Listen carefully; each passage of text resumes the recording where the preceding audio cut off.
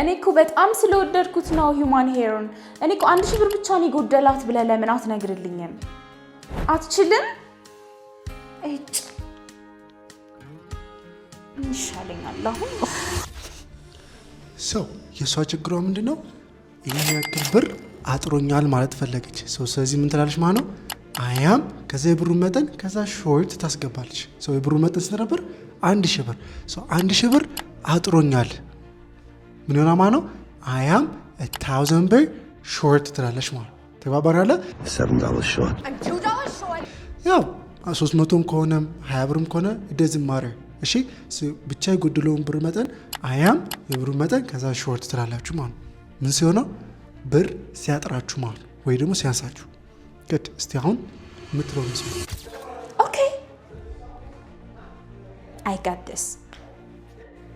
ሄሎ ላናግረው አገናኘኝ። ሄሎ sir, I'm only 1000 ብር short, that's why.